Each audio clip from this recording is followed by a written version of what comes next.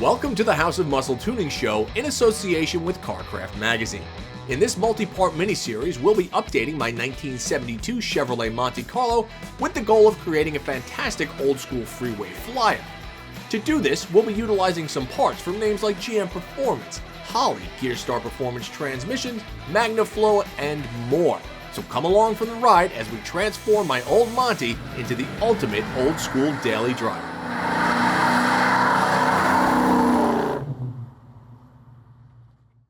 In this, our second episode, we dive back into our 72 Monte Carlo daily driver project by yanking the old and tired Chevy 350 and installing our brand new SP383 crate engine from Chevrolet Performance. We'll also be covering why we decided to use our original 45-year-old AC system and radiator along with a host of other original parts. And we'll touch on items you'll see in a future episode, such as our 204R overdrive transmission from GearStar Performance and our new Sniper EFI system from Holley. Now, as you may have noticed, we are in probably one of, if not our favorite shops. It's Jack Dick Customs in Martinez, California, with owner Ben McCloy. Hey. He's very excited. So what we're going to do now is we're going to start draining some fluids, and then we're going to get this thing ready to drop the tranny, pull the motor, do just about everything we can.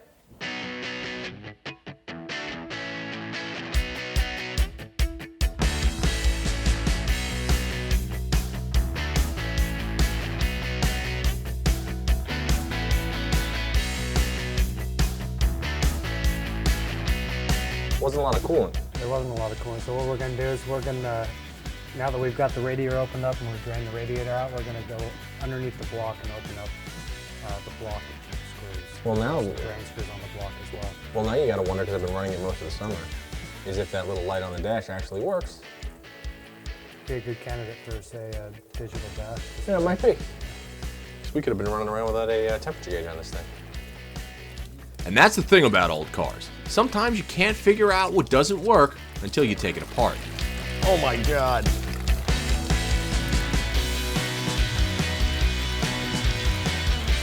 Okay, so now that we've disconnected the battery, drained all the fluids, we're going to pull the hood off the top of the car. This way we have easier access when we pull the motor on the thing. So basically what we're doing now is we're just putting a little trace line around a bolt on the hood. This way when we take the hood off, we know exactly where the bolts go back in and the hood will realign correctly.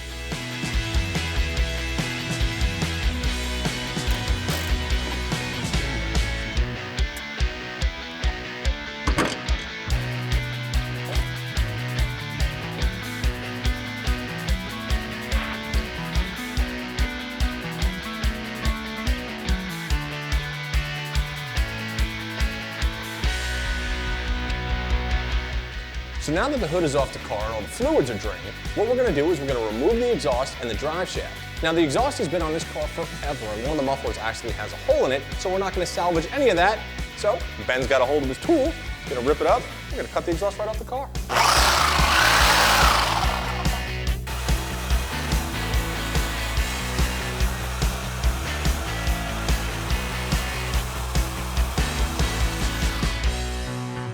So some of the bolts under here are just rusted, so we're going to take an angle grinder to them and just cut them off.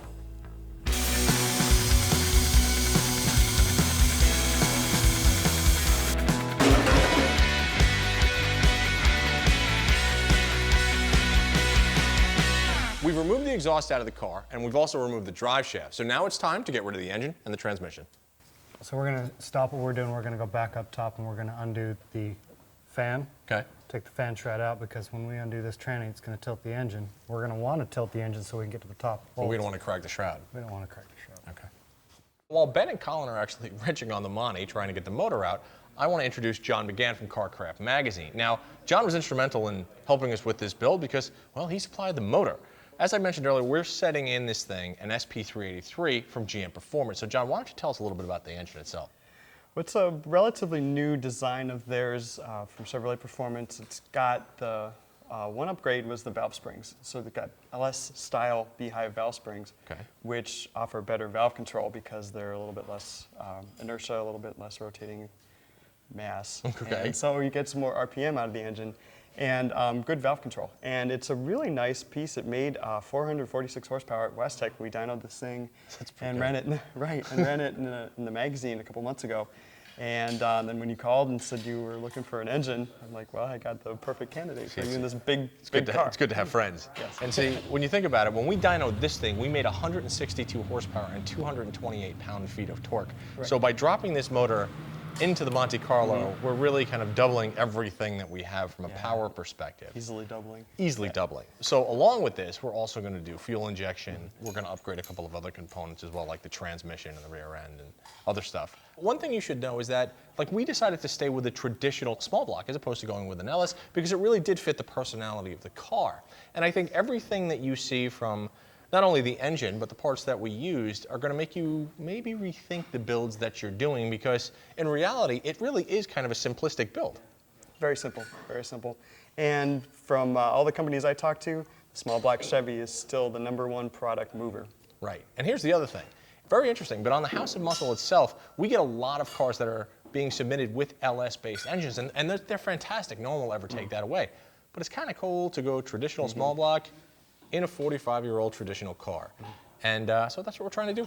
This is our new 204R overdrive transmission from GearStar Performance. This is a pretty cool unit because, one, it's a stage 4 unit, and two, it's made to hold up to about 650 horsepower. In fact, GearStar puts these behind 572 big blocks.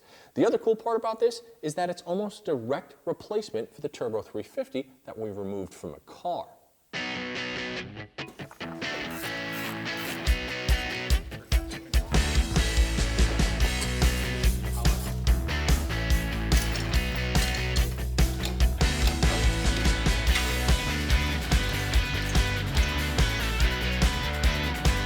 Cancerous heart has been now removed, so we can get the new one in. I'm amazed that these guys did it as fast as they could do it.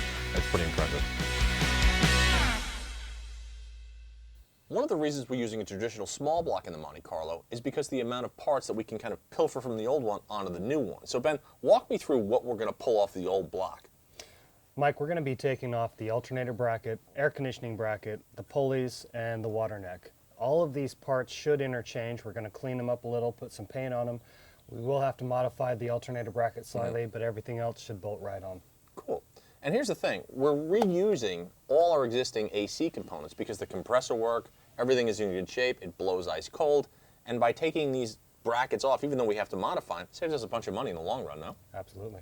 Cool. Okay, so these parts have 170,000 miles on them. So basically what we're doing is we're just kind of hitting them with a little degreaser.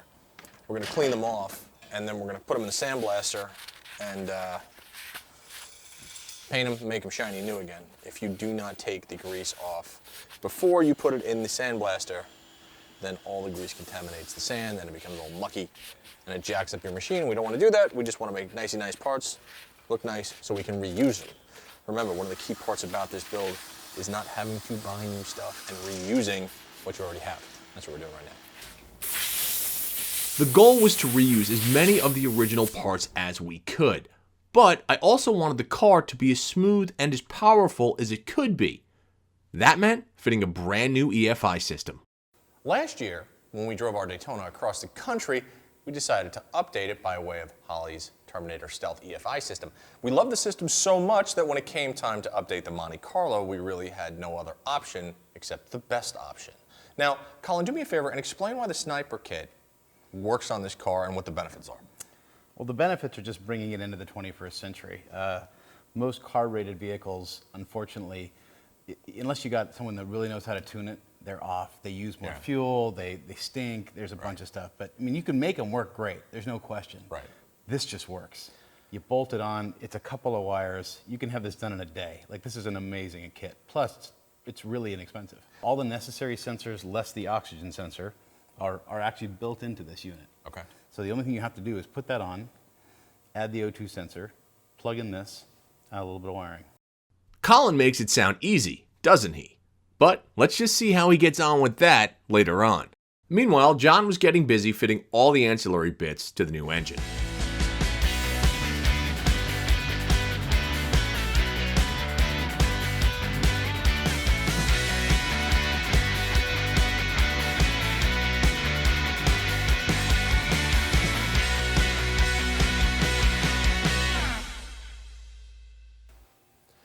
So anytime you pull an engine out of a car, it's probably a good idea to replace the motor mounts. As this car's a daily driver, we went with a set of stock ones. Okay, so some of you may not know this, but the 70 through 72 Monte Carlos came with one of the longest hoods GM ever produced on a car. Now, one of the problems is that the engine actually sits about 2 feet back from the front of the car, which can make getting an engine in or out of the car with a hoist a problem. Colin, why is that? Well, I mean, obviously you've got this huge distance between the radiator and the thing. It's actually more like 30 inches between the radiator and the front of the engine. It's massive. Yeah. You could actually sit in there with the huge. engine in the car. Crazy stuff. So the solutions are either remove the bumper and the grille, or what we're actually going to do is go from the side. Because this hoist has long enough length, we can actually approach it from the side, drop the engine, and turn it 90 degrees and just plop it on its mounts. So basically up, over, in, twist, and down. Correct. Cool. So this is pretty cool. We're actually getting ready to drop the SP383 into the Monte Carlo. Let's do this.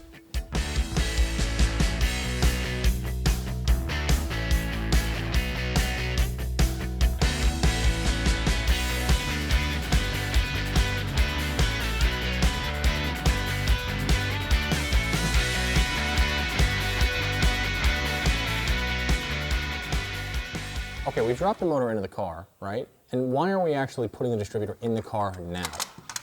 Because we have to put the transmission in, and we've already set this to top dead center so that we know where the engine is in real time. So when we put the distributor in, it locks it in and we can set the timing. But since we have to still put the trans in, when you put the trans in, you have to turn the engine over to tighten the torque converter bolts. So you'll lose that orientation. So you do it now, put the trans on, and then when you rotate it over, you haven't lost the orientation of it. Now, this distributor was made specifically for this application, correct? Yeah, actually, if you read the instructions of the GM engine, the performance parts that came for this, the SP383, it gives you a series of part numbers for what flex plate or flywheel to use, what carburetor to use if you're going to carburate it, and what distributor. That distributor is actually pre-curved for this engine, so all we have to do is drop it in. When we initially fire it, we'll set it to 10 degrees, and the curve in that distributor is for this. See, and that's the beauty of dealing with GM Performance right out of the gate. They've done all the engineering and the homework so you don't have to. You know, there are a lot of companies out there that are going to try to tell you that, oh, it's better to go with our aftermarket product and we've done more research. You're not going to outdo GM. When it comes to their motors, their parts, their this. I mean, for a nice street setup, this is perfect. It's absolutely perfect. At this point, we wanted to prep our 204R overdrive transmission along with the wicked Yank converter that we got from GearStar Performance. This is a Stage 4 unit that was built specifically to handle the increased power and torque of the SP383 small block. Once prepped, we dropped it on the transmission jack and readied it for installation. This was also the point where we wanted to check for clearances in the transmission tunnel so as to make sure that everything fit properly. I mean, the last thing you want is metal-to-metal contact coming from underneath your car. Once that was done, it was simply a case of raising it up and bolting the new transmission onto the back of the new engine. Okay, so you guys might notice that John is standing inside of the engine bay of the Monte Carlo. So here's the thing, with every project car, there are always projects, and this is starting to turn into one. So basically what happened was, we dropped the motor, dropped the tranny in, put the headers on, and then we tried to reinstall all the bracketry, and some of the bracketry did not fit for the simple fact that the SP383 is a much newer design than our standard old 45-year-old small block that we pulled out. Now, can it be remedied? Absolutely. We had to order a bracket. It'll be here tomorrow. We'll put it on the car, and hopefully get this thing sorted out.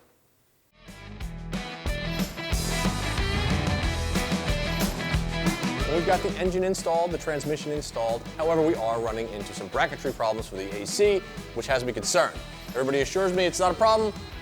I hope it's not. Stay tuned for the next episode right here on the House of Muscle to find out. Before you go, make sure to subscribe to the House of Muscle channel by clicking below, and we'll make sure you never miss a new episode of the House of Muscle.